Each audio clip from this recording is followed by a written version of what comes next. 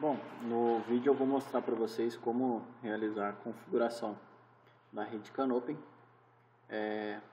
tanto no servomotor, que é o ASDA B3 da Delta, onde a gente tem um passo a passo aqui de como fazer essas configurações, e também como realizar a configuração da rede Canopy no CLP de modelo AS200 da Delta, tá? Onde também temos um passo a passo aqui.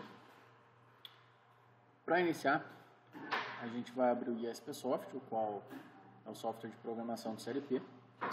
Aqui nós temos já um software desenvolvido para comunicação rede Canopy, tá? Mas para isso, antes a gente vai vir no CoMGR, identificar a porta de comunicação entre o computador e o PLC, para ver se está correto. Após isso a gente fecha o CoMGR, vou confirmar também em Tools Communication Settings a característica de comunicação a qual a gente criou. Após isso, a gente precisa abrir o hwconfig dentro do ESPsoft, onde o mesmo vai abrir uma nova janela de configuração para a gente. Com isso, a gente vai precisar dar 2 cliques na questão de hardware e vir aqui na parte de comunicação CAN. Após a gente selecionar, aqui dentro a gente vai precisar fazer somente 2 configurações. Aqui na parte de CAN port, a gente vai selecionar e vai deixar em Delta Special Drive e AES remota, que aí a gente tem a possibilidade de usar o Delta Special Drive, ou se a gente for utilizar uma remota em relação a essa questão do Canopy também. E aqui no CAN Bitrate aqui, a gente vai deixar selecionado a parte de 1000K, tá? Após a gente selecionar essas 2 questões, a gente vai realizar o download para o nosso PLC. Após o download ser realizado, a comunicação Canopy está configurada dentro do CLP. Na parte de programação, aqui vocês estão vendo que tem alguns blocos específicos para a utilização do Canopy, tá? A gente pode encontrar aqui na parte de APIs, na nossa árvore de trabalho. E aí aqui embaixo a gente vai ter Delta Special Canopy, que se a gente der um clique, vai estar em sequência todos os blocos Canopy que a gente pode utilizar. Para a gente ver as funções de cada bloco, a gente pode selecionar em cima do bloco e apertar o F1 do nosso computador.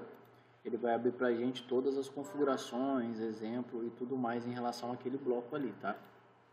Então, após a gente fazer o download da parte do hwconfig, a gente vai fazer o download do software para o nosso CLP também.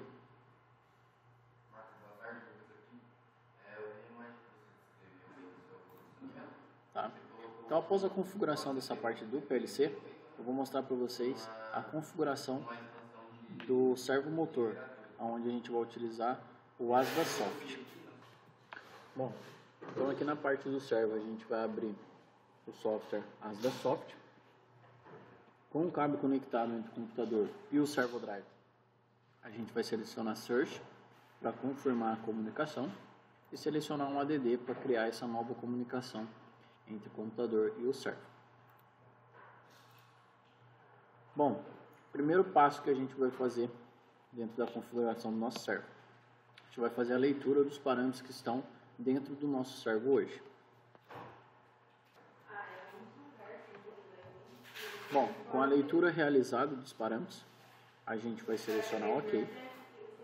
O primeiro passo, depois da gente realizar a leitura, a gente vem para a parte de parâmetros 02, que são o parâmetro P2, e aí a gente vai vir para o parâmetro P2 008.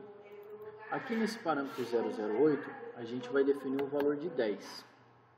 Quando a gente definir o valor de 10, a gente vai escrever esse valor para o servo, e a gente vai ver aqui também na parte de escrita dos parâmetros. Então a gente vai mandar para o nosso servo os parâmetros que a gente fez alteração. Então somente os parâmetros que foram feitos alteração. Selecionar OK. Esse parâmetro é o parâmetro de reset do nosso drive. Então, após a gente resetar ele, a gente precisa tirar a nossa comunicação, desenergizar e energizar novamente o nosso servo. Bom, quando a gente desenergizar e energizar novamente os nossos servos, eles vão voltar com 3 alarmes padrões. Tá? O primeiro alarme é o AL013. No software, a gente vai selecionar a parte de offline para que a gente deixe ele online novamente. Então a gente vai selecionar, ele vai voltar à nossa comunicação. Os próximos passos, né, seriam a gente tirar esses alarmes os quais a gente contém. Então a gente precisa ir no parâmetro P2.0.11 e tirar de reverso e colocarmos em 0, que seria o desabilitado. E aí a gente pode descarregar para o nosso servo também. Próximo parâmetro, P2.0.12, também vamos deixar em 0. P2.13, também vamos deixar em 0. A partir do momento que nós fizermos o download desses parâmetros para o nosso servo, a gente vai ver que saiu os alarmes correspondentes como padrão. Em P2.0.30, nós vamos selecionar o valor 5, que é para que, né, seria a questões do parâmetro que ele protege a memória do nosso drive. Então a gente seleciona o 5, dá um OK, ou podemos também descarregar diretamente aqui para o nosso servo. O próximo parâmetro é o nosso P1.0.1, onde a gente vai definir ele como 1, que é o módulo que a gente vai trabalhar. Então vamos trabalhar com o módulo PR. Descarrego também para o servo. Aqui ele indica para a gente que a gente precisa dar um reset no nosso drive. O que seria esse reset? Desligar e ligar ele novamente. Como vocês podem ver, nesse parâmetro a gente tem essa bolinha vermelha. E quando a gente der 2 cliques sobre ele, aqui vai estar indicando o que temos que fazer em relação após a configuração desse parâmetro. Vamos para o próximo parâmetro, que é o P3.0.0, que é onde a gente define o endereço do nosso driver. Então a gente pode jogar o valor 0x0001 para definir que esse nosso drive vai ser o primeiro na nossa rede CAN de comunicação. No parâmetro P3.0.01, a gente vai definir a comunicação dele com o nosso CLP. Então vamos trabalhar com 9600 na questão de Vault RAID. E aqui a gente vai trabalhar com a base de 1.0 megabytes. Vamos descarregar para o nosso server. Após essas configurações, a gente vai mandar todos os parâmetros para o nosso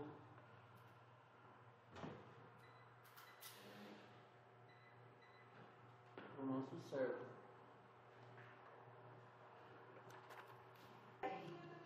Então, após isso, a gente vai descarregar para as partes do drive. Né? Vamos descarregar aqui todos os parâmetros, até os que a gente não realizou nenhum tipo de alteração, vamos descarregar para que não haja nenhum problema na configuração. Bom, então após esses parâmetros terem sido alterados, né, repetindo para vocês aqui, P2.0.8 para reset, P2.11, P2.12 e P2.13 para reset dos alarmes padrão, P2.30 que protege a memória do drive, a gente deixa em 5, o P1.0.1 a gente deixa em 1 para mudar para controle de modo PR, o P3.0.0 é o endereço do nosso drive na rede, então deixamos em 1, e o P3.0.1 a gente deixou em 401, que é a comunicação em 9600, parte de 1 megabytes no caso. Tá? Então após isso daqui a gente tem a comunicação realizada entre as questões do nosso CLP e do nosso servo drive. E aí no outro vídeo eu vou mostrar para vocês as questões do funcionamento dessa configuração utilizando uma IHM em comunicação 485 com o CLP.